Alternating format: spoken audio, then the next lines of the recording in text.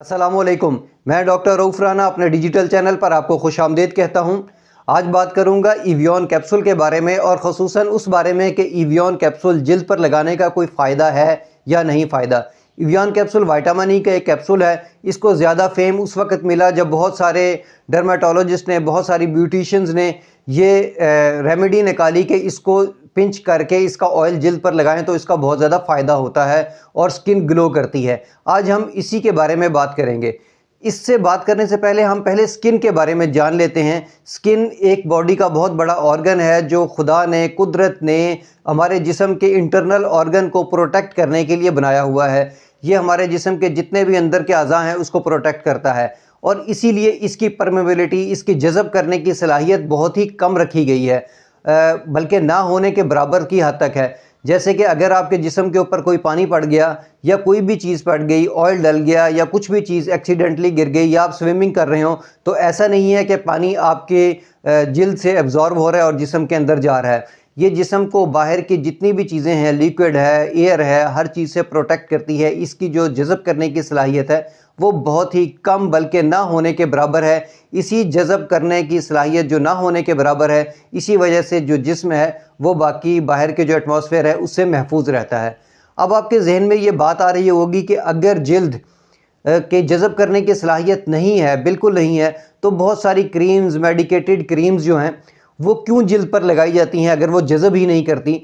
तो इसके बारे में जवाब ये है कि इनकी फार्मूलेशन इस तरीके से बनाई जाती है कि वो जिस्म के जो जिल्द के जो पोर्स हैं उसको खोल देती हैं और कुछ ना कुछ मिकदार में वो जिल्द के ऊपर वाली सतह के अंदर जज़ब हो जाती हैं। अगरचे वो जिल्द के पूरे बैरियर को क्रॉस नहीं करती, जिस्म के अंदर दाखिल नहीं होती, हाँ वो लोकल सरफेस जो होती है उसके अंदर कुछ ना कुछ जज़ब हो जाती है। और उसके लिए भी ज़रूरी ये है कि उसकी फार्मूलेशन इस तरह बनाई जाती है, उसको जब तैयार किया जाता है उसकी फार्मूलेशन इस तरह की जाती है कि वो जिल्द के जो पोर्स हैं उसको ओपन कर देती है, जिसकी वजह से वो जो मटेरियल है वो जिल्द के अंदर ट्रांसफ़र हो जाता है। अब बात करते हैं इवियॉन कैप्सूल के बारे में।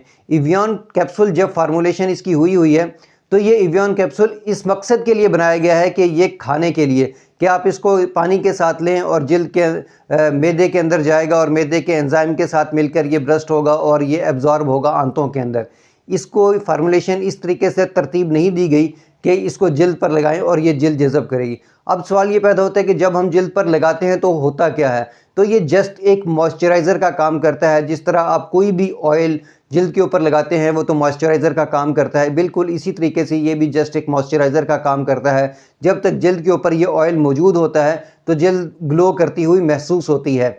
हाँ, कुछ लोग इसको मुख्तलिफ़ किस्म की क्रीम्स के अंदर ऐड करके लगाते हैं, उससे मुमकिन है कि इसकी कुछ ना कुछ जज़ब करने की सलाहियत 1 या 2% हो जाए, लेकिन अकेला इसको लगाने से ये किसी किस्म का कोई फ़ायदा नहीं देता, क्योंकि ये जिल्द के अंदर जज़ब होता ही नहीं है। जिल्द की सिर्फ ऊपर वाली सतह पर मौजूद होता है। जैसे ही हम मुँह धो लेते हैं, जिल्द को धो लेते हैं, तो ये ऊपर से उतर जाता है और ये वक्ती तौर पर एक ग्लो दे रहा होता है।